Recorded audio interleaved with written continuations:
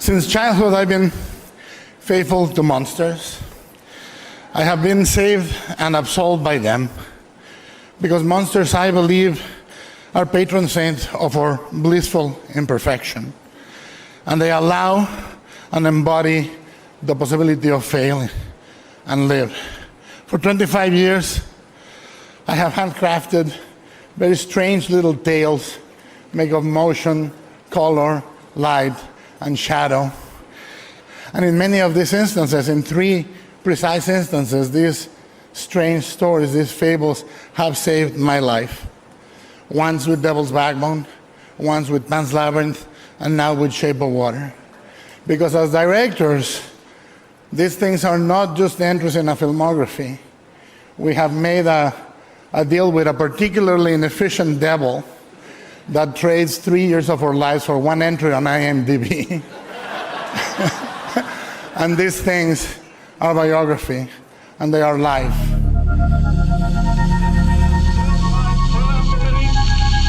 That the only thing we have to fear is fear itself. No. Be afraid. Be very afraid. There's nothing to fear except God. Whatever that means to you. Do I look like someone who cares what God thinks?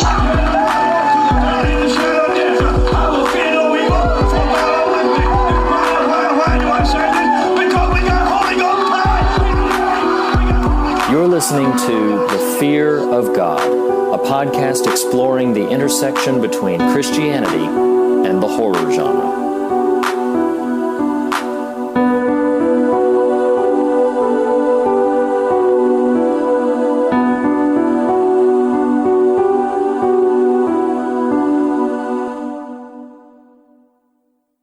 Hello, everyone, and welcome back to The Fear of God, your favorite podcast on Tuesdays that are conversations about the intersection between faith and horror, hosted by friends of nearly 2 decades named Nathan and Reed, one of whom is very skinny, one of whom is not as much. Wait a minute. And Are you trying to? Is this like an intervention all of a sudden?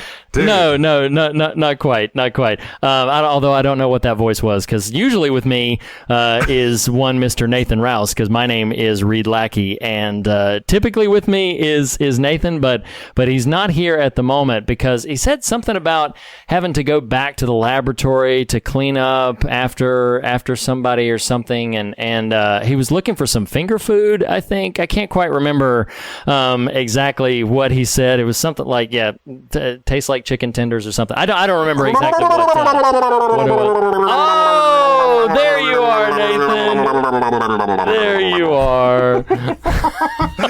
You know, I feel like I used the finger food joke on that stupid veterinarian vampire cannibal movie. Raw is the food. I couldn't remember the dumb title of that movie. That movie is terrible. That movie is not terrible. It's terrible. Yeah, it's terrible. I mean, I can be real now. I was just, not real then. Anyway, yes, I'm back from the lab. I found my finger. I got it surgically reattached. Rather poorly so, I might add. Ran into Merman while I was in there. The Merman. Sure. Do you know what? Do you know, like, does your 80s child brain ring a bell when I say Merman? Do you know what that's from the 80s? No, my only context for it is that guy Bradley Whitford one, that monster Bradley Whitford one in Cabin in the Woods. Okay, well, that's the only. No, real Merman was the name of a He-Man villain. Now I know it. Now I recall. I wish listeners could have seen your face just then. It lit up like a light bulb. Like, whoa! I was like, oh yes, I remember Merman. He would go, right. Yeah, dude. My brother and I still make that voice to each other as Merman from He-Man. So. Yes. Filmation, the glory days of Filmation. I have the power. Yes. Wow, man, it's great. Wow. Oh, it's so great. Yeah, the shape. But of the He-Man. best part, no. So here's the thing. Tell me. I was also a fan of She-Ra. Of course. And so the He-Man, don't tell me that. The He-Man. They're cousins. That's it. They're cousins. That's right. The He-Man one had its own, like it's machismo and cool and a great way to sell toys. But the theme song for She-Ra is, I remember it being so cheesy. It was this whole like, for the honor of love. Like, I was just great. Like, I don't know what this was like, this old Jim and the Holograms kind of thing. I don't know. Oh. You're just like crossing all the streams right now with the 80s references. Crossing the streams like the real Ghostbusters. I know, I did. Now, is it the Ghostbusters or the real Ghostbusters? That's two different things. Well, the cartoon, in context to the cartoons we watched at the 80s, that's true. It'd be the real Ghostbusters. Did the real Ghostbusters, coin the phrase crossing the streams? I just don't know. No, that was in the original Ghostbusters. See, we're just going all over the place. Oh, everybody. I miss the 80s. Yeah. Simpler times. It's true. Toys R Us is going out of business. Man. I don't want to talk about that. Why you got to depress the whole... We were having fun. It's 80s. Like, I have such fond memories. I remember my grandmother taking me to Toys R Us to buy a Nintendo game, and I believe it was Mickey Mousecapade. Yeah. Mickey Mousecapade. I'll own it. I played that on the Nintendo. That's right. That game was hard. It was tough. Yeah, absolutely. Oh, man. I don't want to grow up, man. I'm a Toys R Us kid. It is kind of sad. Like I know we're sitting here, singing the praises of TV shows that were literally made to sell toys. Like that's why they were created, was to sell these toys. But we were just really dumb back then, though. Or were we? Or were we just awesome? Well, that's a good question. I like that perspective. I like that perspective. I'm going to choose. In the spirit of last week and telling better stories, that's the story I'm going to tell myself. I wasn't dumb in the 80s. I was awesome. You could be like, oh, you fell for it. You watched all these TV shows that were just made to sell toys. Yeah, they were pretty awesome toys. And I left a bunch of them at the Seafoam Motel in Panama City Beach, Florida one summer. And that motel was so nice, they kept them for a year. And when my family went back the following year, they had all our toys. All our He-Mans and G.I. Joes. That's an awesome story. That's right. G.I. Joe! We didn't even talk about the real American hero. I know. Oh, my gosh. Knowing is half the battle. Wherever there's trouble, G.I. Joe is there. That movie was great. I don't mean the live action crap. I mean... No. The cartoon movie. Yes, yeah. With Globulus. Like the legit. Cobra Commander. Nemesis Enforcer. Yeah. He was a man. Oh my gosh! That's a great movie. That's a great movie. Do you remember? Speaking of movies of these cartoons. Hi everybody. Cobra. Oh, that Rise of Serpentor. But no. How about like the Transformers movie? But like before the 20 Michael Bay versions. They cuss in it. Yeah, and it was so scandalous that they did. Optimus turns into Rodimus. Yeah. Oh, man, how traumatic that we had to watch him. Orson Welles was the voice of Unicron, right? He was. Orson Welles. I'm telling you. Citizen Kane directed and then, starts his career with Citizen Kane. Where does he wind up? Voicing the Transformers cartoon. That's right. That's right, everybody. Yes. Hey, welcome to America. Everybody needed a paycheck. Everybody still needs a paycheck. That's true. Dude, if you've never listened... Hi, everybody. I think we're inadvertently doing a What You Watching of like 40 years ago at this point. Hey, what you watch back in 1985? If you've never listened to, just Google up Orson Welles Google up, YouTube up, whatever you. If you've never, thing they say. I just in real time, it's happening right now. It's going to be a thing. You heard it here first. But Orson Welles doing these wine commercials, but he is so drunk. It is hysterical. Sort of like so you get this right really now. Regal. I am not drunk. So you get this really regal Orson Welles voice. But then whenever they go the take, he's like, they're like, all right, take 16. He's like, oh, the French wine is so... Like, it sounds like... you have to go and YouTube it up because it's just Orson Welles commercial, and I'm sure that'll be the first thing that pops up, and it's hysterical, and you'll laugh aplenty. We'll take your word for it, and then we'll all Google up after this is done. You don't have to take my word for it. Speaking of... It's like a 1-up from Super Mario Brothers, like Google up. 1-up from Super... You just got Google up. Oh, yeah, see? Boop, boop, boop, boop, boop. Speaking of 80s, you just name dropped Super Mario, and I just name dropped a deep cut on Reading Rainbow because you don't have to take my word for it. So everybody, we're living in the 80s right now. It's a glorious time. It's a glorious time to have been raised in the 80s. In the 80s, this movie took place in the 60s. That just happened. Turns out I really am just dumb. I'm not awesome.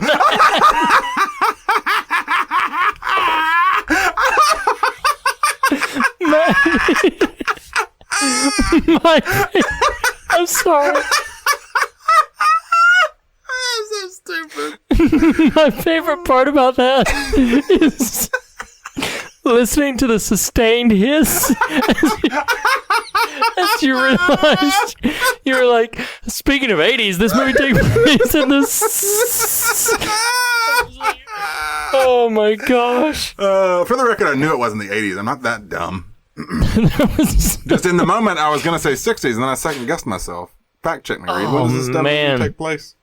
62. Okay, 1962. Yeah, I was right. Yeah. I was right. Yeah. No, you were right. That's when all the merman humping happened, you know? It was, oh, wow. Yeah, so everybody, if you didn't know, we're closing out in a clearly very punchy fashion. This is going to be one of our most listened to episodes, and they're going to do these people ever stop talking over each other with these references and pop culture rabbit trails? We're actually rather composed on the podcast compared to normal. This is pretty normal. Oh man. Yeah, guys, if you think we're wackadoo when we actually, you should hear one of our actual conversations with each other, which are completely unbridled. But no, we are talking Speaking of unbridled this week. Yeah. So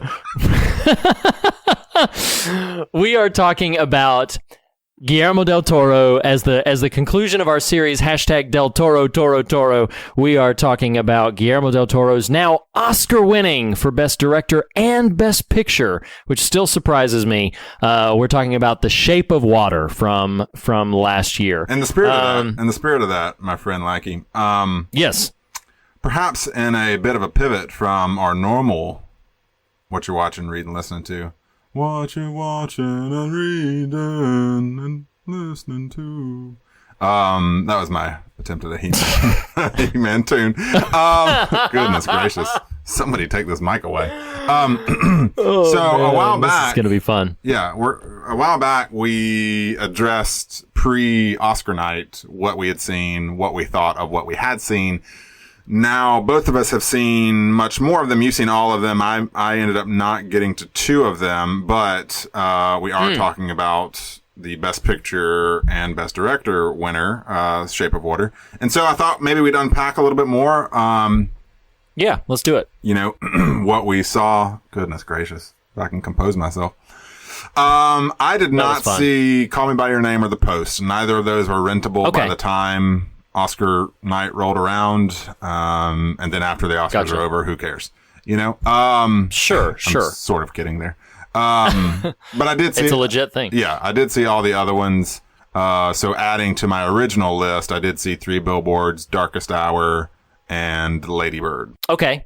I would be curious. So I also saw Call Me By Your Name in the Post. So just real quick, what did you think of 3 Billboards? Your general... opinion, reaction to 3 Billboards. I am an ardent fan of Frances McDormand and Sam Rockwell, and generally Woody Harrelson. I had little positive to say about 3 Billboards. I did not. Interesting. Yeah.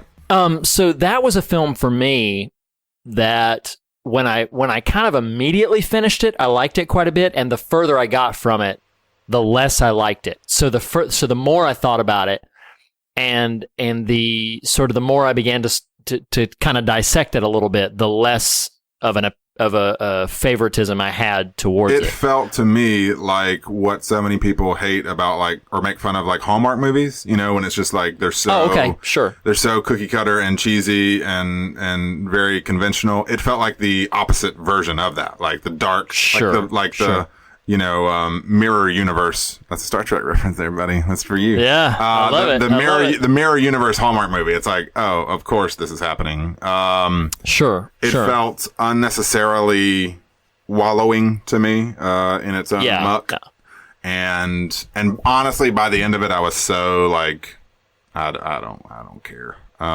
Sure. Which is, I hate having that feeling. I hate having that feeling because I really want to support the production. I really like the performers.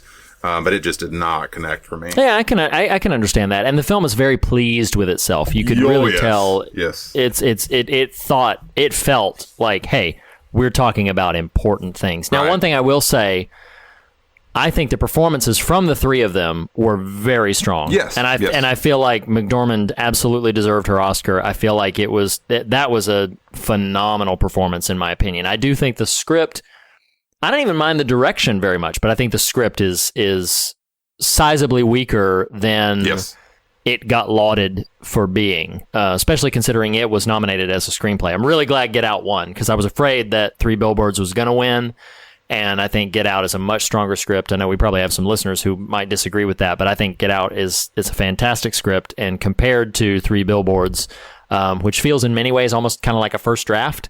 Wow. Like the obvious thing that has to happen. I'm just kidding. Well, and we're going to spoil a few of these movies, but you showed up here. But like when Woody kills himself in the middle of the like, of course he did that. Yeah. Yeah. I mean, it was just so like, blah, so sure, so heavy and plotting. Yeah. Anyway. No, I get that. I did see the post, and I liked the post quite a bit. I think the problem that I would have with the post is not even really a problem at all. It's just, it is exactly what you would think it would be. Sure. So it is Spielberg and Hanks and Streep. If you like what those three creatives bring to the table, you will like the post. You will enjoy it. Yeah. You will be glad you saw it. Beyond the scope of what those three can bring, there's not much else to say about it. It's a good quality piece of work, as you would expect from those three creatives. Sure. What'd you think of Call Me by Your Name? I was very surprised. Both my wife and I were very surprised at how taken with Call Me by Your Name we were. But here's one thing I will say: the resistance that I had to that plot, in general, always extended around the age difference between the two protagonists. Sure. That was always what I was very concerned about. It was interesting. So, okay, this is a complete rabbit trail. So it wasn't like the peach. That wasn't problematic. No. Didn't have a problem with I that. would say no. No issue there. When in Rome. Wow. Man just said "when in Rome" to me about that scene in Call Me by Your Name. Literally, Sorry. when in Italy. So. But here's what I will say. I'll say a few things about this. I was a little bothered by before having seen the film, I was a little bothered by the age difference in the two protagonists. I was glad to find out that the relationship itself was not quite as... I always kind of had in my mind this assumption that the older one was like heavily pursuing the younger one. Mm-hmm. I felt a little squirmish about that. That's not really the case in the film. So, but yes, people who might be put off by the fact that it is very much an adult, dealing with very much a 17-year-old. That is a reality to the film. And if you're bothered by that from an either, sort of a squeamish perspective or a moral perspective, I'm not even going to disagree with you because that is an element of the film. And then I'm going to end with some praise for it. The other thing that I will say was, people are not going to believe that I'm bringing all this into it, but I'll be as brief as I can. Did you hear about a recent scandal on American Idol? And it was not at all. No. To call it a scandal is a bit too is a bit too serious. Like when the Cold War took place, I'm very ignorant of this, so please, okay. All right. Here's what happened. So American Idol in its new version has 3 new judges. Gone are Simon Cowell and Paula Abdul. It's the 3 judges are Lionel Richie, Katy Perry, and Luke Bryan. And they had a contestant who came in, and of course, Katy Perry's catalog is what it is, and contestants frequently made jokes about some of the, the judges' staple hits. And so when this one contestant came in, he was clearly very shy and a bit starstruck, and they said, have you kissed a girl and you liked it? And this contestant, this 19-year-old, said, actually, I've never kissed anybody. I've never been in a relationship, and so I've never kissed anybody. And Katy Perry was like, get over here right now. Like, come over here right now. And so he walked over, and she, extends her cheek, and she says, here, and he's like, just a peck on the cheek. And she's like, yeah. So he kisses her on the cheek, and she's like, come on, you didn't even make the smush sound. Come on, what is it? And so sure enough, he goes in for another one. She turns her head at the last second and pecks him right on the lip. So then, and here's the thing that is about it. In the moment, my wife and I were watching it, and in the moment, it's a very sort of cutesy pop culture moment. It's a very sort of like, oh, this is, he's got a kiss from Good Luck. His first kiss was Katy Perry. Oh, yay, blah, blah, blah. Well, when it aired, there were, and I kind of understand. At first, I was like, come on, everybody. But then I heard a couple of points that I was like, that's a very good point. And I'm going to loop this back into Call Me By Your Name in a second. So basically, some people were like, hey, Katy Perry should not have done that. I think she maybe did something a little inappropriate. And so then, like, one person on Twitter made a point that I thought was a really good point where it said, let's reverse the genders for a second. Let's say Luke Bryan did that to a 19-year-old female contestant. And it's like, yeah, that would have pushed all of the inappropriate buttons, which let me know in that moment. And I'm just sort of commenting on the cultural moment. So that's what I'm identifying here and looping it back into Call Me By Your Name.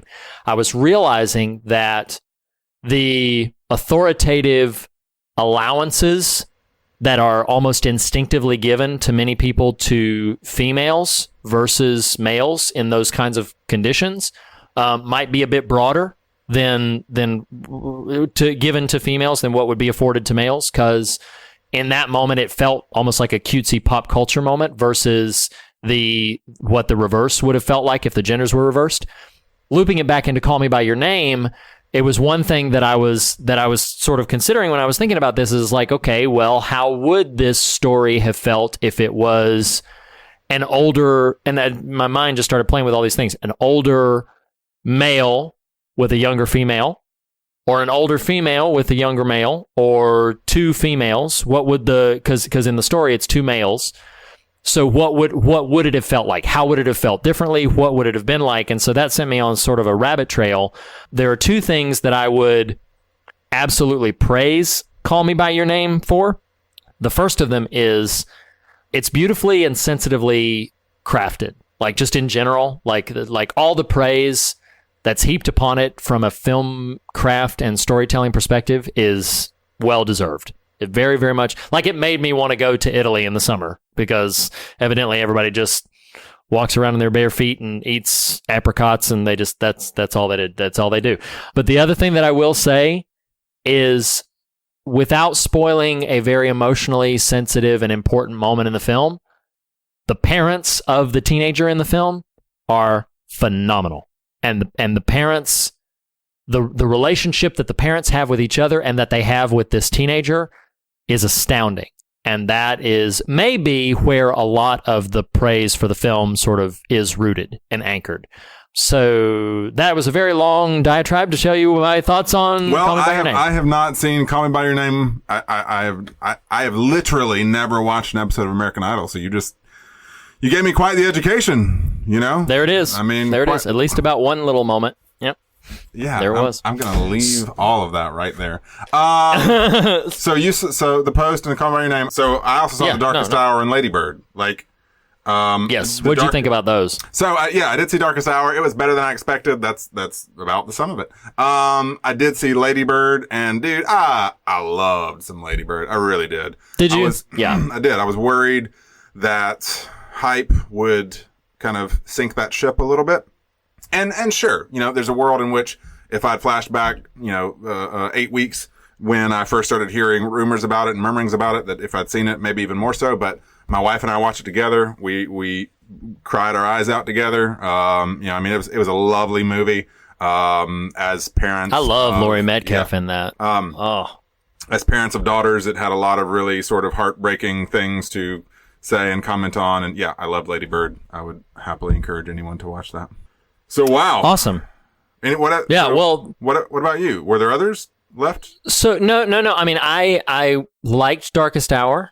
I did like Lady Bird. Most of the film, so I saw all of them. I saw Phantom Thread. I was impressed by all of them, but not blown away by any of them. I was not really very enamored with really any of the Oscar noms this year, and largely I felt like this will be ultimately a rather forgettable year, which is why, and this is why when we were pre-briefing this, I thought it might be good to talk about this, is because the ones that I will walk away remembering, hands down, are Get Out and The Shape of Water. And of course, The Shape of Water won.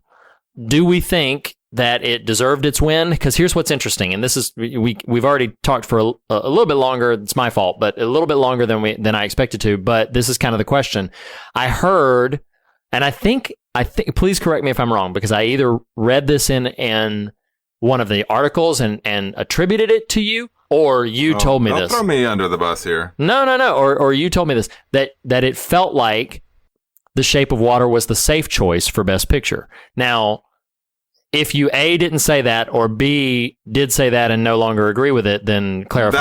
That was. Oh, that feels a bit, accusatory there, Lackey. That was it's not meant to be antagonistic. That was commentary I heard that I passed along to you as food for I might have heard it in the same place. Yeah. Sure. But it's interesting because, like, for a movie like The Shape of Water to be considered a safe entry for a Best Picture is pretty significant. Like, that feels to me like, I would have thought, to be honest with you, Darkest Hour would have been like a safer, or Dunkirk would have been like a safer. Darkest Hour, or The Post. That's like textbook definition. Yeah. If The Post had won, it'd been like, that's the safe choice. Safe word. Right. Yes, exactly. I mean, in terms of, forgettability or I personally loved, as we talked about in here, Get Out. I really, really liked Phantom Thread a lot more than I thought I would. I adored Lady Bird. That's one. It's so sharply written. I would happily rewatch that. And I don't know. I do want to interject real quick because I don't want to derail you, but my favorite line spoken in any of the Oscar winners or any of the Oscar nominees was said in Phantom Thread when she tries to bring him tea, and then she leaves, and she's like, "I'm leaving." He says, "The tea is leaving. The interruption is staying right here with me." So good. That's one of my favorite lines. Well, I think I've ever heard. I was unfamiliar completely with Leslie Manville, and goodness gracious, all three of those leads were just riveting to me. As far as Shape of Water goes, I think Shape of Water suffered for me from, and this is not playing a card that would be revealed later in our talk, even though we're already at probably the 30-minute mark. I think Shape of Water is not a movie I went to see thinking this is going to be in the Best Picture conversation. And so then was just kind of surprised. Sure. In other words, sometimes you'll like see a movie ahead of time. I remember this, and people are going to jump on me if they're super fans of this. I remember watching Michael Clayton years ago. Months before it entered the conversation, and then it did, and I was like, "Really? Maybe I missed something here." A little bit similar sort of scenario here, where saw Shape of Water, kind of had an appreciation for it, would not have in that moment put it in the Best Picture bucket, and so then when it starts getting a lot of that talk, kind of surprised me, and then when it won, it really surprised me again. Not because I was like, "What a terrible movie," just. Sure. It felt so unexpectedly in the mix. But maybe that speaks to or validates what you're saying in terms of it is memorability of the nominees. Sure. It is remarkable. I believe, and I would need to go back. I know that it's not the first one nominated. I definitely know it's not the first one nominated, but I think it's the first Best Picture winner that would be remotely considered science fiction. I think that it is, it's one of those funny things where it's like I heard it attributed as the safe choice, and I'm sitting there thinking, like, you're calling a film where... It wasn't me. No, I know. No. I'm not saying you, but like the proverbial editorial is calling the film about a mute girl, her gay neighbor, her black coworker, cavorting with a Russian, scientist to free and ultimately start a relationship with a fish man the safe choice. Like, honestly, really? And I'm thinking that it was remarkable to me that a film that felt so, I don't want to necessarily say politically charged, although maybe I should, because there's a lot of politics going on in the film. But like a film that felt so charged socially with some social sort of touch points to be considered or regarded the safe choice just struck me as odd. I did think it would win. Really? It was my pick. I knew. So well, is this all about just validating you, Reed? Was this a long-winded way of, you tell this American Idol story, or like, I'm just trying to get to the part where I say, I knew it was going to win, and here we are. Listen, it's been a hard week. And so I just want, some validation. Want some validation. You is kind, you is smart. I will say, I think having just rewatched Pan's Labyrinth, for me, and maybe I need to spend some more time with Shape of Water, kind of swimming around, but Pan's Labyrinth is so pitch perfect. It really is. Yes. I mean, we gave it a 9.5. It's true. Listeners, if you have not checked out our Pan's Labyrinth conversation, go back and listen to it. Well, it's. Pardon the pun, but let's just dive into the Shape of Water here. I mean, we're here. It's got a very particular shape. I will say that. But okay, that's all I'll say. So. Goodness gracious, this movie. You know what's okay. So here's what's really funny about that. Tell me what's funny. So we had shout out Scott Roach, longtime listener. We adore you. Thank you for sticking with us for so long. So, but he had asked on social media. He had tweeted us directly and said, like, what's your thoughts on the sexuality of the Shape in the Shape of Water? And to be honest, even in the midst of this conversation, I don't remember seeing that. Yeah. So he tweeted us directly, and sorry, Scott. And so like even entering into this conversation, I'm somewhat intimidated to share some of my thoughts, and I really hope that Scott and other listeners of a similar mind frame would not be scandalized by my general thoughts on it. But one of the things that, and I'll need to substantiate this with some other things in the film, but to me, The Shape of Water, it would be really easy, as you and I frequently do off mic. I'll just go ahead and call us both out on this. As we frequently do off mic, and as we have at least a handful of times on mic, sort of joke about, the Shape of Water has a particular shape. But to me, and I definitely feel that the film is, although I do think sexuality is a very deliberate component. Sure. I think it's less about sexuality than it is about intimacy, and maybe that'll be propped up a bit more by what I some of the other things I saw in it. But and hear me, I believe it or not, Reed and listener, I can be a mature adult sometimes, and I will try to work this out of my system, because I'm with you. I mean, I think I was impressed. We're here we go. Shape of Water. I was impressed. Let's dive in. I was impressed with Del Toro's willingness and the expressed sexuality of Sally Hawkins' character. Sure. I was like, sure. You go, like because I remember, and hear me, I'm not sort of endorsing or passing judgment one way or the other. I'm simply saying, like, we are so used to an extremely male version of sexuality presented in film. Right. Yes. That to see such a feminized version of it was, as this happens sometimes, you see what is a normal paradigm, the same actions, the paradigm gets switched and it jars you. You know what I mean? Yeah. You're like, oh, wow, I'm not used to seeing this expressed in a movie, but I really shouldn't have a problem with this because of all the other things I'm kind of okay with when it's male characters exercising their sexuality in other films. So I don't know. I really applaud him that. It is clearly very intentional. I would agree with you that, stepping out of my juvenility, if you will, that there is a very strong conversation about intimacy, about connection, and like, on the one hand, I'm very much with you. It's about intimacy. On the other hand, I do think he's very much sort of making this sort of feminine sexual empowerment kind of story too. She is very much, think you're right. Yeah. exercising her own agency throughout the story, regardless of the sexual component or not. Anyway, sure. Well, let's dial back a little bit in terms of and just like get into the shallows a little bit. Sure. You know, I think I was so there. A listener could accuse me of not liking this movie, and I don't want that heard. There's and we can get into this a little bit later. You and I may have said this on mic before. I know we've said it off pod, but there's a way in which I feel like Shape of Water starts to overstay its welcome, if not actually does, but that's a structural sort of thing. That said, I was so thrilled with like the conceit, because I had not seen a trailer before going to see it. Oh wow! So okay, I did not remember all that. I knew was Del Toro and some buzz. You know, that's really all I knew. Sure. Yeah. And I just loved.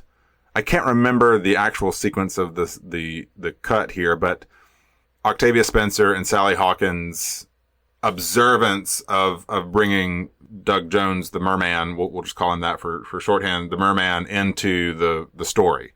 And I just loved the notion of like, you know, in a world of blockbuster tentpole, I mean, Infinity War's coming at the end of the month. I'm not sure when this will air. Yeah. Maybe that week. Right before it. Yeah. Right. Yeah. Where, you know, Thanos is destroying the universe or something.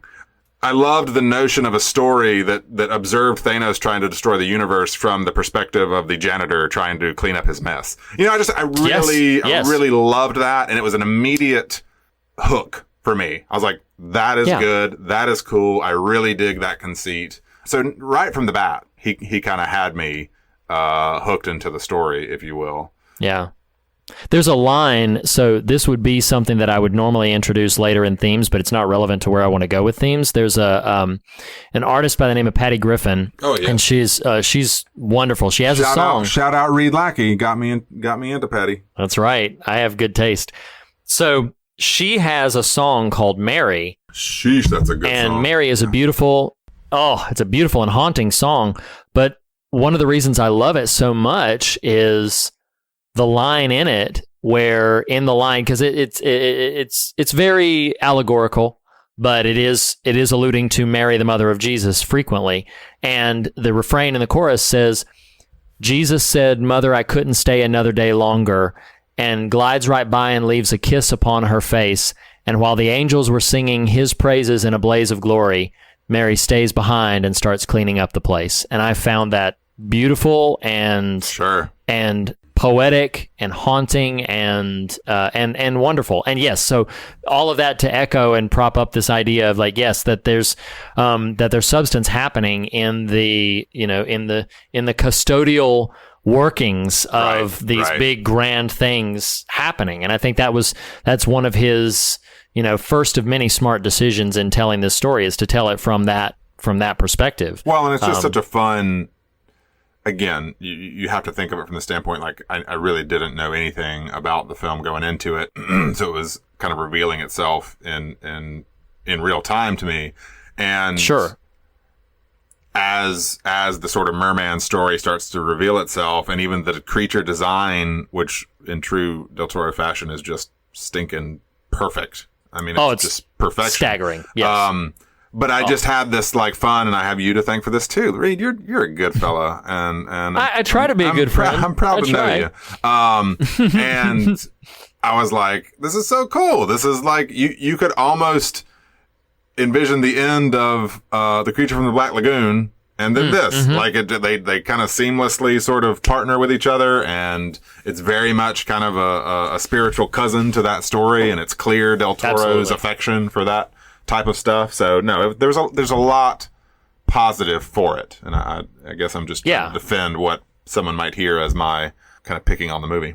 Well, and to be honest, I was intimidated to go into this conversation because I didn't know quite what I would say about it, and I didn't know exactly where to begin. There's a somewhat, I won't call it an on the nose theme, but there's an overt theme of, you know, sort of just the otherness of people. Right. And I definitely think that theme is worth, you know, mentioning. It's something we talk about on the show frequently.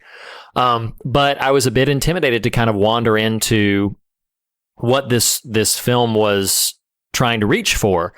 And I think part of that is we discussed last week Pan's Labyrinth, and Pan's Labyrinth is deep and rich and ambitious and the metaphors are abundant. Nearly every 5 minutes of the film has some new thing that you could parse out and dissect and discuss that 1 5-minute sequence. Sure.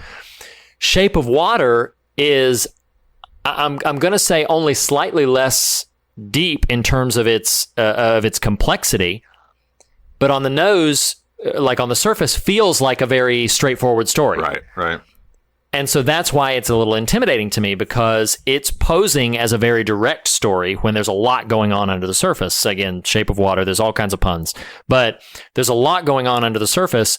Pan's Labyrinth, you watch, and yes, like this is a rich, deep, dense film. Right. Whereas Shape of Water is kind of posing as not that, as posing as much more straightforward. And then it's not, and here was the experience that I had, is that prepping for this conversation, I was thinking, okay, what kind of things will I try to bring up? What kind of things did I like? Did I not like? And almost as if like the more I thought about it, I was like, dang, yeah, you could make an allusion there. Oh, dang, I feel like that's going on in the movie. Oh, I feel like it's this. I feel like it's that. And I just began to be a bit overwhelmed. One might say, again, forgive the puns, flooded by a wave of different elements, thematic elements to this story and to what it was. I do think it's significant that it's not only a woman, but a mute woman. Yes. A voiceless, if you will, woman. And obviously she has communicative means. She signs frequently throughout the film, but she has no voice herself. Since birth, has had no voice. So came into the world through and she carries scar tissue. So let's go ahead and camp on the first metaphor that's right here with Sally Hawkins' character, that scars were put there by people she does not know how she got those scars, but somehow that took away her voice. And it's like thinking of people in society who were born into conditions in which, like, hey, I don't know why this is the way it is. Somebody put it this way, but I have no voice to this situation. I can't speak to this situation. Go ahead. And you can clarify. I feel like we're leaving the shallows and starting to wade into the deeps, which is totally fine. Sure. Right before we get there, can we do a checklist real quick? Yeah. Like if we were to bucket these as likes, dislikes, I have, what is it? 8 words. Go right ahead. Michael Shannon. Mm-hmm. Goodness gracious, I love that man. He is. Oh yeah, he's fantastic. He is so dope. Can I say that? He's so dope in everything he's in. Yeah. I'm like, man, he's great. You're in Take Shelter. You're this soft, wounded dude. You're in Shape of Water. You are an SOB of the highest order. Yes. I mean, you tear your own stinking finger off. That's disgusting. Michael Shannon, Octavia Spencer. What a treasure. I love that woman. She's great. And She's then great. let's the last 4 words. Like, we got to camp out here for a second. Read friggin' Richard Jenkins. Holy crap. Holy cow. Yes. He's so wonderful. I love Richard Jenkins. I mean, I love Richard Jenkins, and he is so great in this film. I mean, he's wonderful. He's a treasure. Yeah, he's wonderful. An amazing performance. Goodness gracious, Richard Jenkins. And I'd seen her in other stuff, but I have never been so captivated by Sally Hawkins. She was just effervescent. I mean, she was amazing to watch in this. Indeed. But can I confess that the night that my wife and I watched The Shape of Water, I had just taken my son to see Paddington 2. And so that's quite a dynamic shift there. And so in that opening scene, I was like, Mrs. Brown, oh my gosh. I was like, what are you doing? It was alarming. It was alarming. Yes. I'll just leave it at that. It was alarming. Yes. So, but no, and here's what's great about her performance is, by necessity and by design, she has to convey so much without the use of her voice. Yes. She has to convey so much through her body and through her face and through her hands. She has to communicate so much, and she does so effectively. Yep. I see every thought that crosses that character's mind. The small touches that Del Toro puts in and that she embraces of the tap dance as she's walking out the hallway to work. It is. It's very lovely. It's a lovely and a very wonderfully realized character. And yes, first time viewers of the film, there's some nudity in the opening 5 minutes of the film that might be a bit jarring, but it is a very lovely and I will go ahead and say, despite those first 5 minutes, a very sensitive portrayal, and a very sensitive treatment. And you alluded to earlier, I think that even those first 5 minutes speaks to what Del Toro is, I think, very deliberately going after, which is the empowerment of the feminine sexuality. Yes. Which you and I could not be less equipped to speak to, but I do think is something very intentional on the director's part, and I think handled very effectively in the film. You know what's funny? I'm going to interject a random aside here. And, we are in a shifting culture on some of these topics, and for a lot of good, not 100% good, but for a lot of good, to a lot of good ends. And I remember watching, this is going to seem random, but I remember watching The Shining, and that movie was made in what, early 70s? 80. Okay. Yeah. You feel free to push back on this, but it's what struck me in watching it. The scene of the bathtub woman and how the way that is shot. Now, one, I can't remember if that scene is actually in the book or not. But regardless, it would more or less stand. Terrifying in the book, but the way that is shot feels very intentionally titillating. Okay, yeah. And again, I know it's an odd parallel here, but again, then you watch Shape of Water, which, as you just pointed out, it's empowering, it's sensitive, it's artfully rendered. Yes. It is not intended as that. Mm-hmm. I don't know. I really respect what he went for in that pursuit in this particular film. But yeah, I mean, and I think go ahead. I was just going to say, and I think it is very much intentional and very much worth noting that we keep alluding to, and if listeners have not seen the film and don't know and haven't implied it by our comments already, there is a character in this film that is, there's allusions to the fact that maybe it's supernatural. Well, it's definitely supernatural. Might even be a deity of sorts, and is a creature. This amphibian type of creature, as it were. Yeah, and the merman.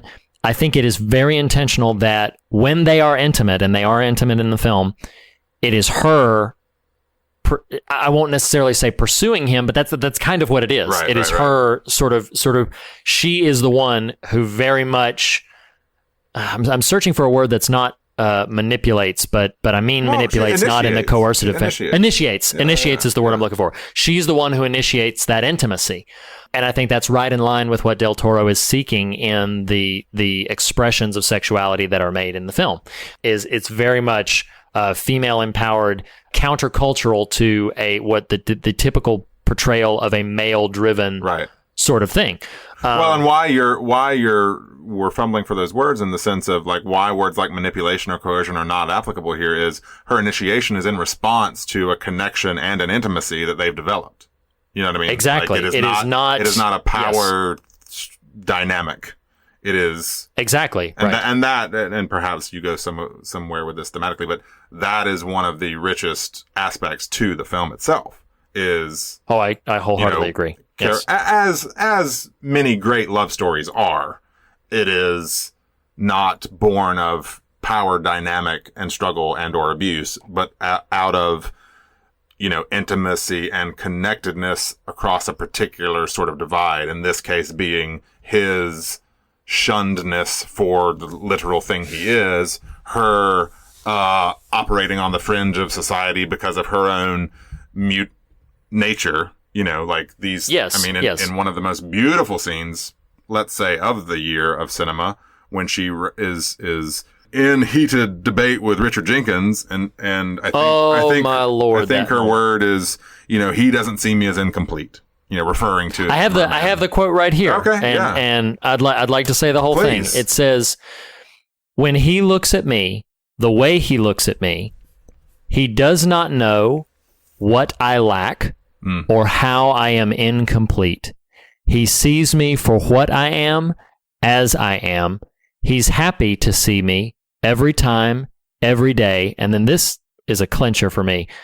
"Now I can either save him or let him die." And it's It speaks, and this all happens prior to the intimate moment that are alluding to. Because so I definitely think the film is saying like, hey, it is a connection, a physical connection that is born of an emotional dare I say, spiritual connection. It is not just, and that's why when people, I want to be sensitive here because I can understand some of the kickback. It is not as simple. Del Toro's work is not simple, but it is not as simple as woman falls in love with a fish. That is very reductive and dismissive to say it that way, because I will even go so far as to say the film, if you sit and watch that film and walk away with that character being to you little more than another animal, you have missed a huge element of the film, because it is not merely that he is this anthropomorphized fish. He is an otherness being. And Del Toro, I had read in an interview that he had said he approached the story and tried to not do the Beauty and the Beast thing. Where it is, you can go one of two ways with Beauty and the Beast, and the first is she falls in love with a beast, but then gets rewarded by him turning into a very plastic, ordinary prince. That's kind of dismissive to the story of Beauty and the Beast, but I'm going to move on because those was sort of his summary. And he said, or you could go the other route and turn it into this kind of lascivious, kind of almost gross, perverted thing, which is not what he wanted to do. He wanted to portray two beings literally from other worlds, from complete other worlds, coming together and having a deeply intimate, very real connection. That then culminates in the natural place that very real, ultimately intimate connections culminate. And so that is what he was striving for in his crafting of this narrative. So I think, for people who would question the sexual nature of it, yes, it is. I think it is very reductive to say it is merely woman falls in love with fishman. I think there is something much deeper and more powerful going on in the subtext of the film. And I think Del Toro, for me, achieved that level of striking that balance where it is not just one thing. It's kind of what's impressive about him as a storyteller too, is as juvenile as it is possible to be with some of the minute facets of the story. Like, he's asking a lot of you as a viewer to handle this story maturely and recognize it for more than what that reductionistic interpretation would be. Absolutely. Absolutely. And I think that's kudos to him as a storyteller for kind of not catering to that lowest common denominator, if you will. Sure. And I am... there are listeners who have probably just tuned in for this film, and there may be long-standing listeners who have been like, okay, Reed finally went too far with what I'm about to say. We mentioned in Pan's Labyrinth, and I think we may have mentioned it in other places in our series, that Guillermo del Toro was raised Catholic. He is now a lapsed Catholic. So he is in a very specific place where, because he was saturated with it so much as a child, Catholicism largely informs much of his narrative prowess as a storyteller, but at the same time, he does not currently adhere to organized religion. He is a lapsed Catholic, and he is not a religious person. I think to present him as such would be a disservice to him. But at the same time, you cannot divorce his religious upbringing from the stories that he tells and how he interprets these archetypes, as it were. When I was mulling over exactly how to approach this story, I could not get away from the line that Michael Shannon's character Strickland says when he essentially thinks he's killed the creature towards the climax of the film. Yeah, spoilers aplenty. He thinks he's killed the creature, but then the creature resurrects. And when the creature resurrects, Strickland has a line where he directly looks at him and says, I think he uses a curse word, and then says, "You are a god." And I could not get away. I could not get away from what I felt like Del Toro was infusing into this story about, and this is where listeners are going to be like, Reed, you're going too far. This is too much, but I'm just going to say it. I think Del Toro is scratching at a couple of things. First, on one level, intimacy with the other, two people from two totally different worlds coming into an intimate connection. I think that's an element of the film. And I think there's a way you could look at the film and not stretch too much to say intimacy with the divine, intimacy with something you cannot, or the unknown, something you cannot understand. Sure. Something that is beyond your capacity to control, to coerce, to navigate. All you can do is as Eliza does, initiate contact and initiate intimacy, as it were. She doesn't even know in the moment that it happens that it's going to work. I mean, not to be too graphic or whatever, but she does not even know that what she's trying for will work. And Octavia Spencer's character even asks her a little bit later, how does this work? And so, we don't need to go down that rabbit hole, but it's one of these things where I think, as I was mulling that over in my mind, and then I began to think of so many of the other allusions. We quoted her earlier, this notion of with the divine or with the other, and Nathan, you and I are believers, so when we hear language like, he does not know what I lack, he does not see how I'm incomplete, sure. He sees me for what I am, as I am, I'm like, holy cow, like there's so much of what we would describe as being Jesus's compulsion to you to draw near to him, mm-hmm.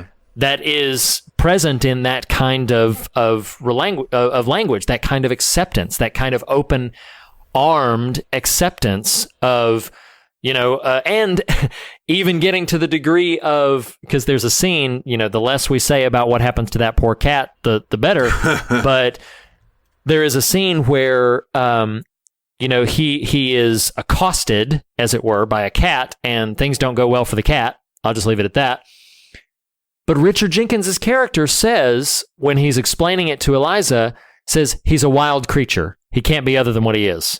He's a wild creature. And so then in my mind, as I'm going down this trail, all these things about, you and I have talked about how unsafe it can be to be in a relationship with the divine, and how the old Narnia quote that no, he is not safe, but he is good, and all of these different things start to sort of connect and start to bubble up in my heart and mind as I'm thinking about what's playing out in this film.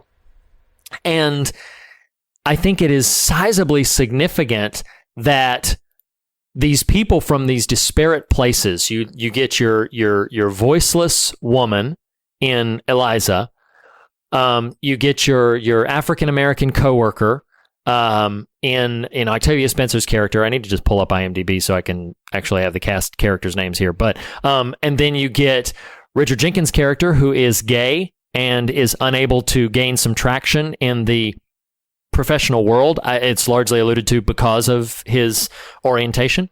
And then you get the Russian spy, who is essentially an immigrant. I mean, there's politics all over. Sure. This little microcosmic grouping of people, and they're all brought together by a being, as Richard Jenkins' character would say, it's a him now. It's not an it. It's a him. They're brought together by this being to protect and to get to know and to sort of understand as best they can this other being, mm-hmm. that is not only the disparate others of the world, but is a disparate other of the supernatural world, sure. of the of the something else. And I don't know. It's just like the further I get from it, the more that kind of speaks to me on this very subtextual and perhaps subconscious level about how willing we are to, as we've talked about on this show before, bucket people and categorize people and compartmentalize people and put you're this, right? So right. So you fit into this category.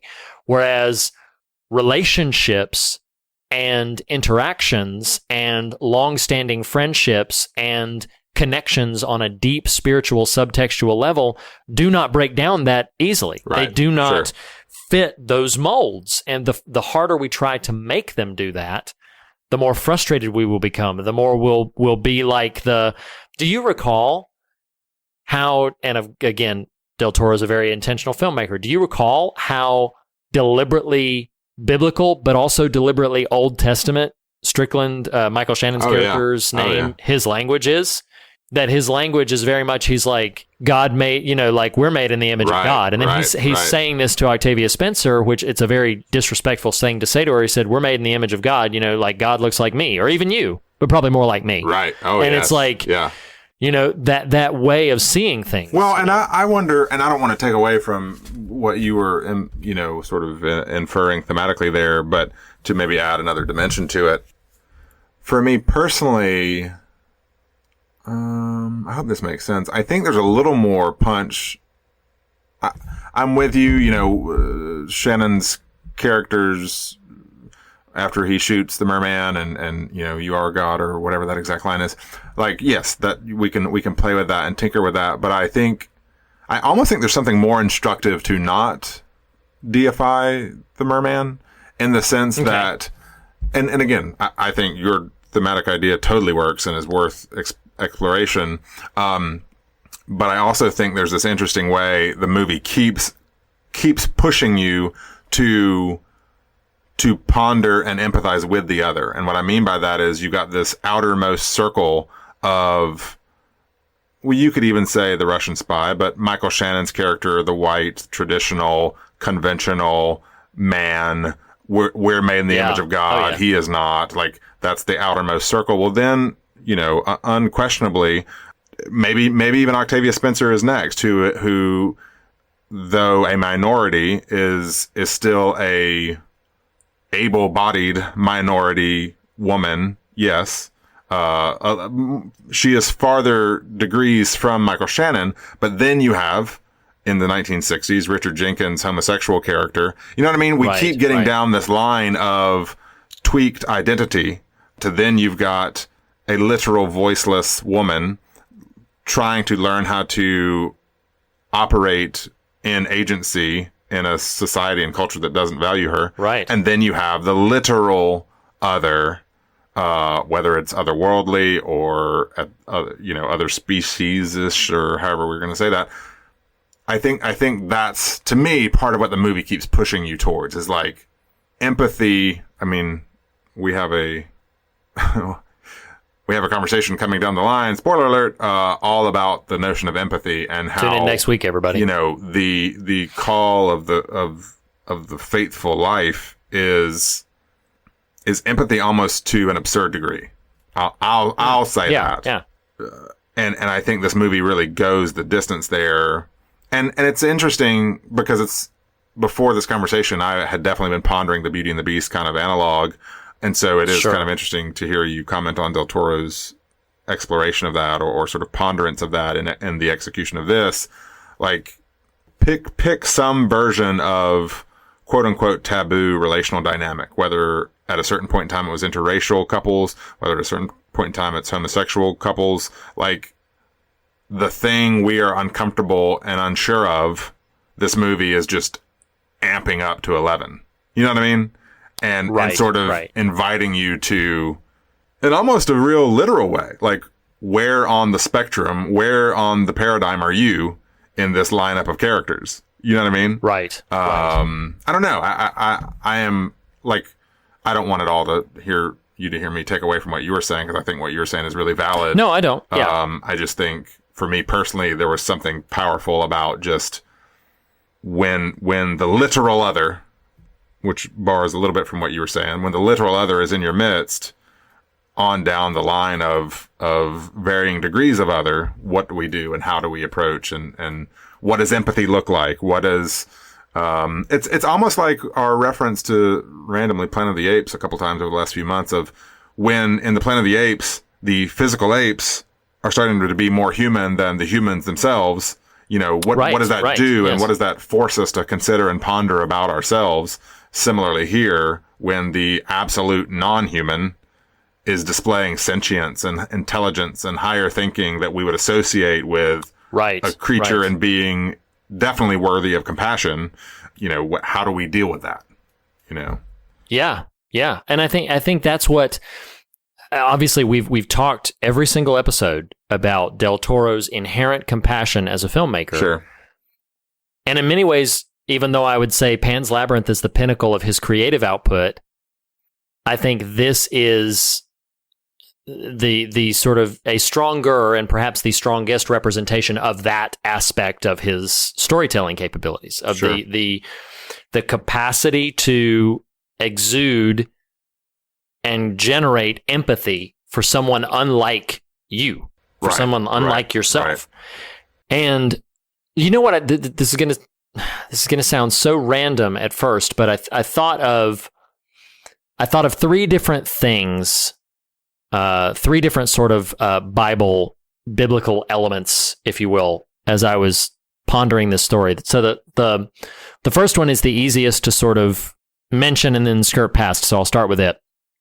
And that's that, Strickland says, again, that's Michael Shannon's character. I don't know why I can remember his name and nobody else's, but so Strickland says that this thing was what he calls, the gill man, the merman, said this thing is an affront. He calls it an affront. And I don't know why, in thinking about it, I just kept thinking about, and I hear you, I don't want to backpedal us on the notion of, deifying the merman. I think there's a lot of value to what you said about just empathy for the other. So forgive me when this language brushes up against that again. That just sort of the scandal of the presence of Jesus, like the effrontery of the divine colliding with the human, which is at its root, it did create a tremendous amount of offense and created a tremendous an effrontery of like, oh no, wait, that's not possible, that's not allowed.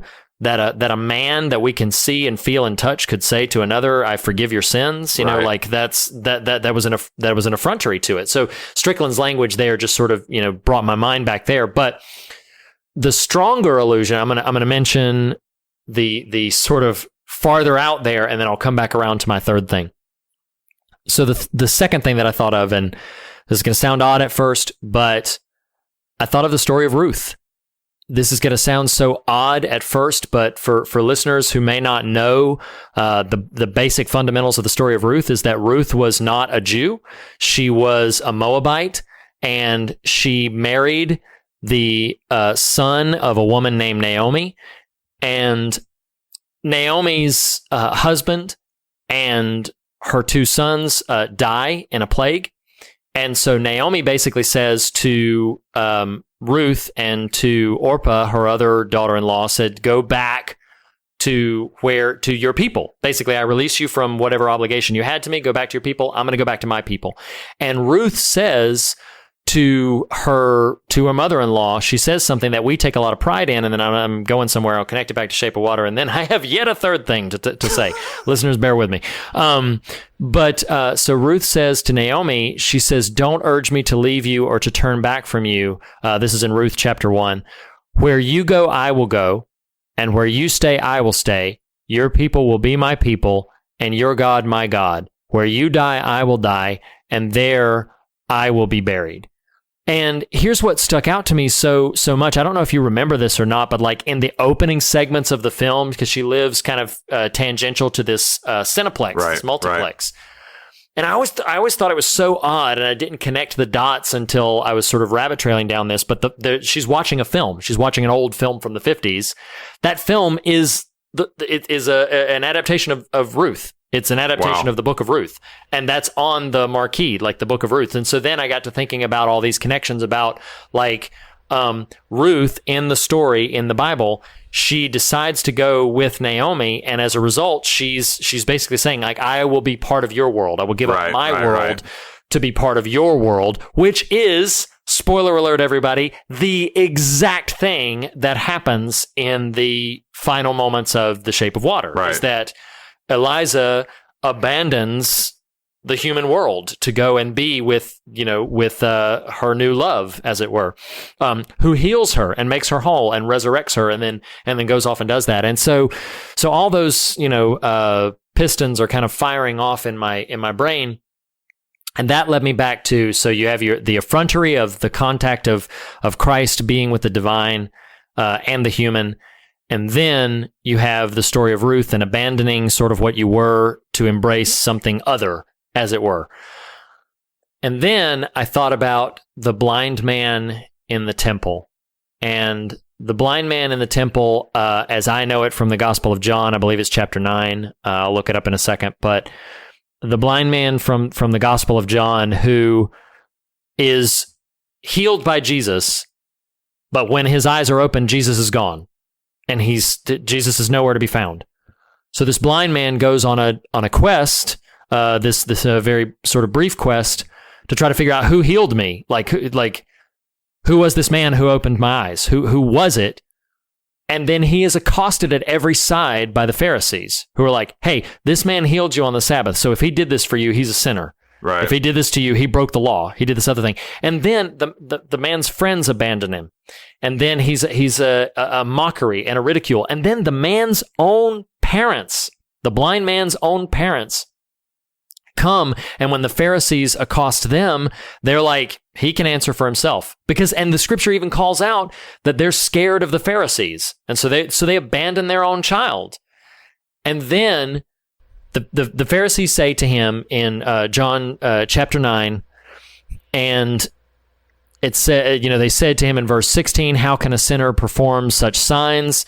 And then they're just accosting him, saying that this was a sinner, this was a sinner. And then in verse 24 of John chapter 9, it says, "A second time they summoned him, the man who had been blind, and say, 'Give glory to God by telling the truth.' They said, 'We know this man is a sinner.'" And verse 25 is what I honed in on. He replied, "Whether he is a sinner or not, I don't know.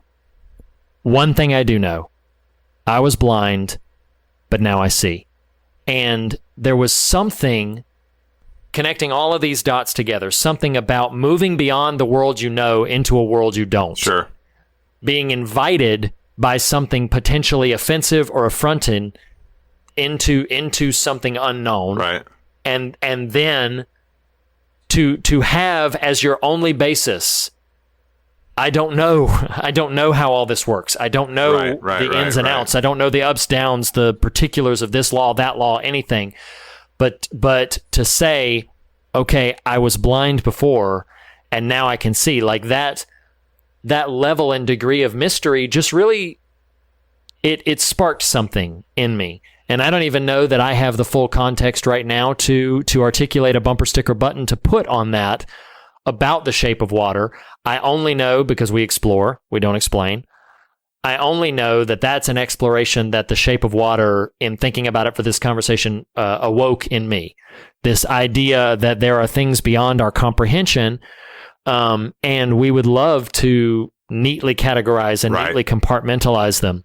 Well, and it's David Gushee, whom reference heavily at the top of the year, as opposed to a shift, would call that a paradigm leap.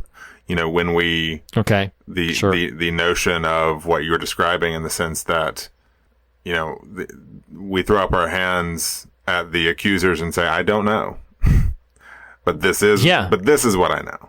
I once was blind, but now I see. And I think so much of faith is simply that. It's not recitation of this edict or that decree or this law or that verse. It is simply, you know what, guys, I really don't know all the things you're talking about. I do know this. Yes. And in that I will walk or swim, as the case may be. And so no, go ahead. And like the Samaritan woman at the well, who had a similar confession, though not as poetically expressed, where she basically, after her conversation with Jesus, went back into the city and said, come and see a man who told me everything I ever did. Right. Just the simple acknowledgement, as it were, that he knows me. Right. He knows who I am. And, getting back to the Eliza characters, he does not see what I lack. Right.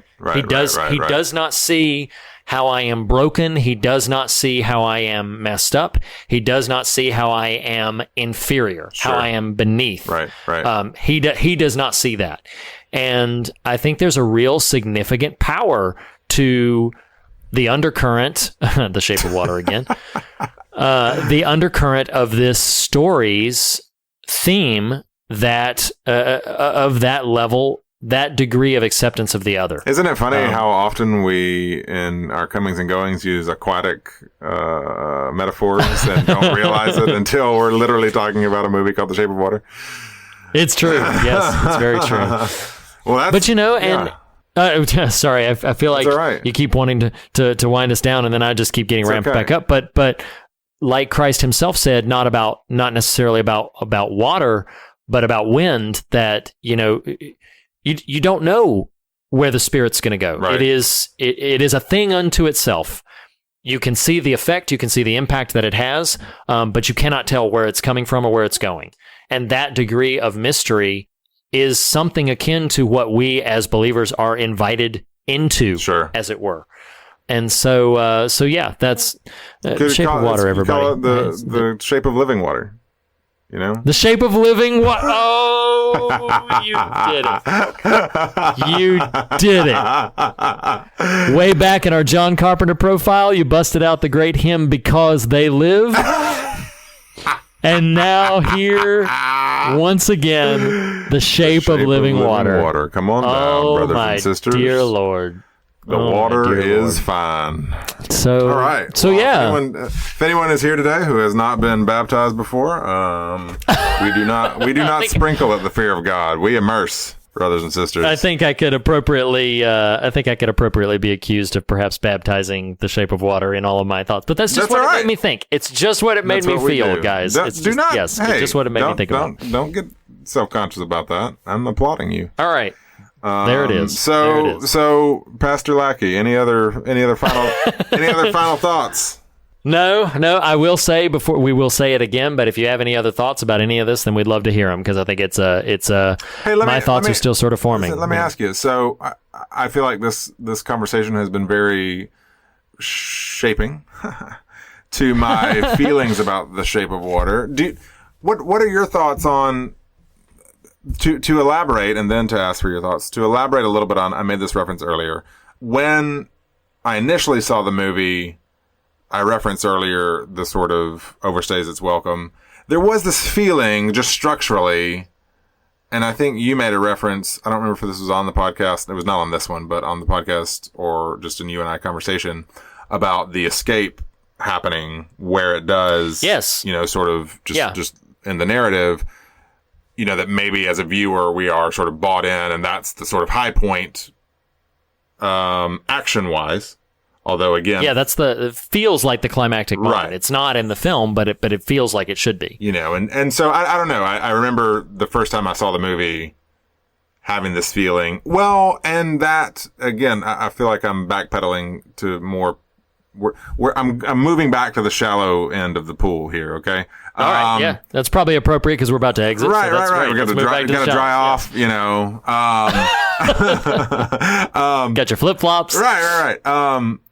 There's a part of me, and maybe you can help me engender a little bit of sympathy towards this moment. There's a part of me where the dance black and white fantasy sequence.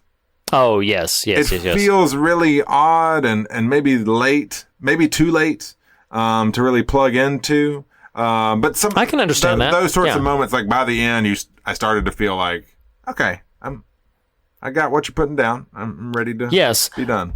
And I think visually, so the only defense I would give of that scene, because it very much is, in a film that, despite its fantastical premise, is very steeped in realism. Sure.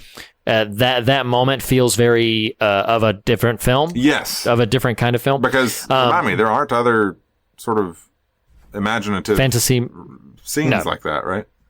No, but the two things that it is a culmination of or two things that I would immediately think of. I think first, it is kind of a visual representation of what they are doing in the emotional realm. They are feeling each other out. They are having a dance of sorts with each other.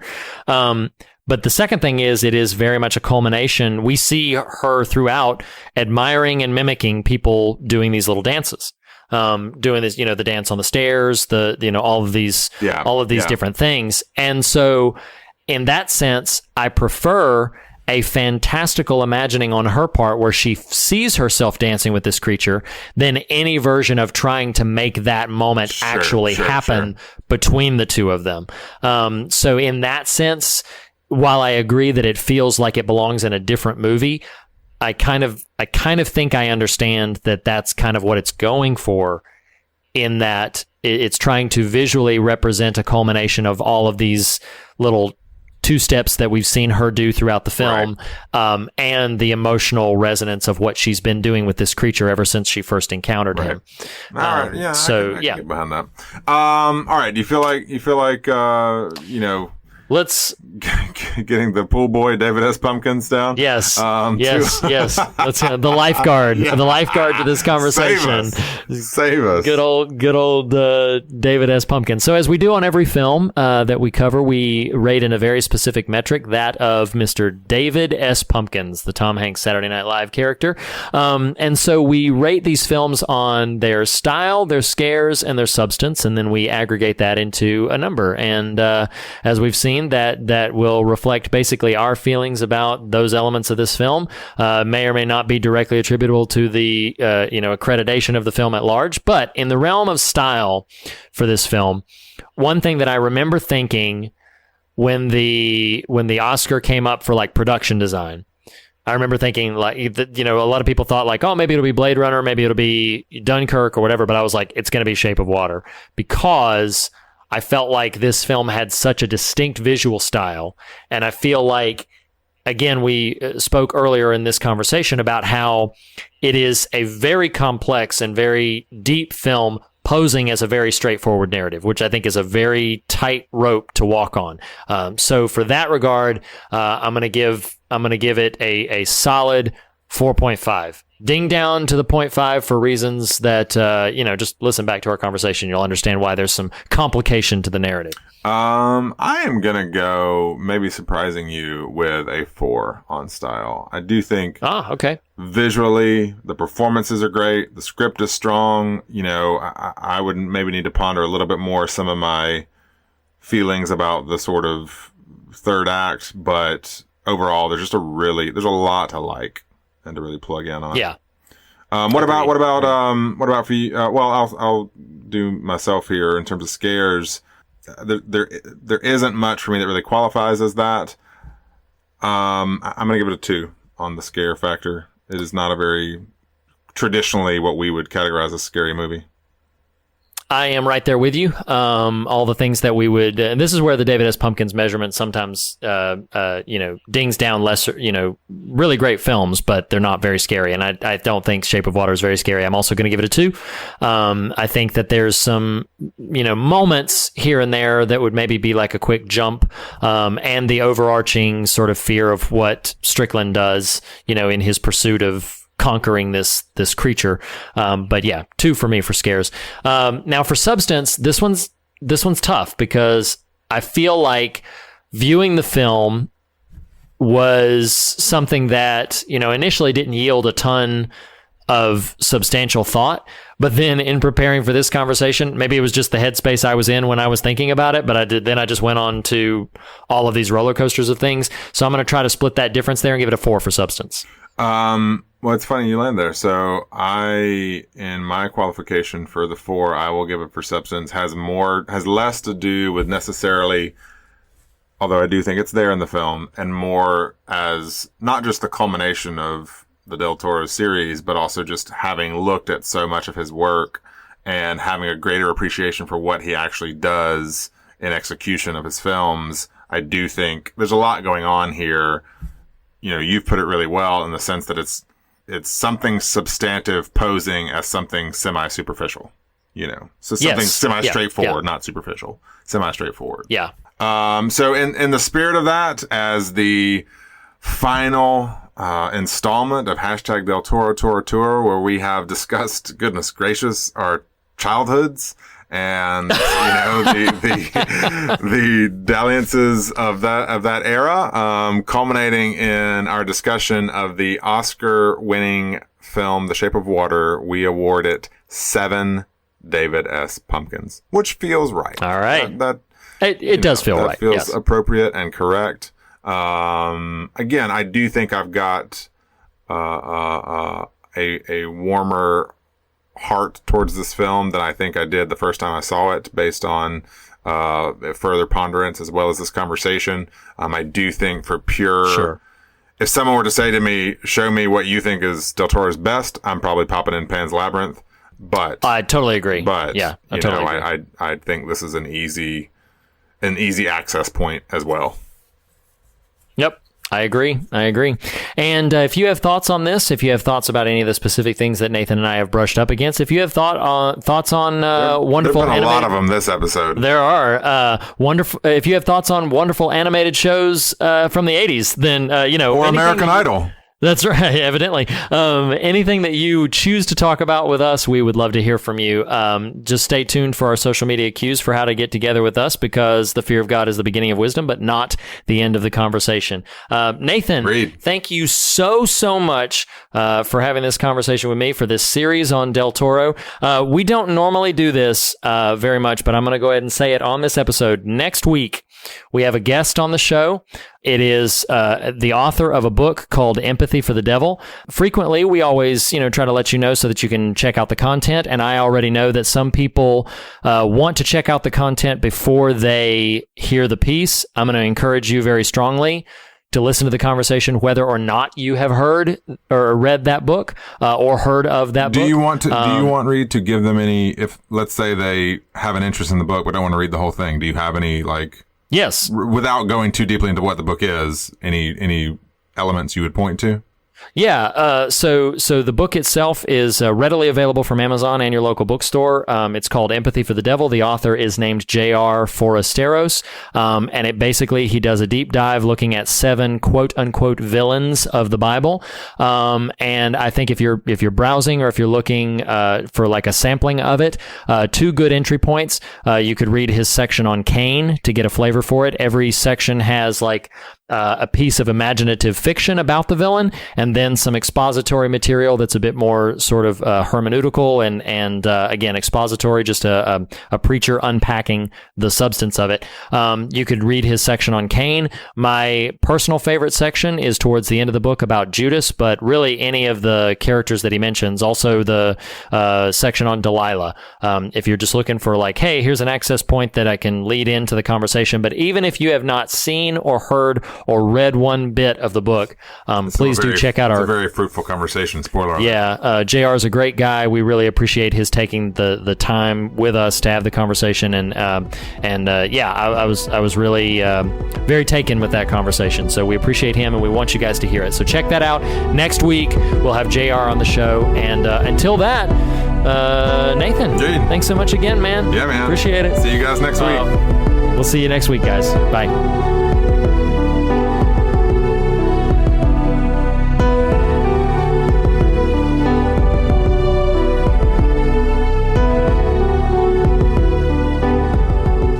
The fear of God is the beginning of wisdom, but it is not the end of the conversation.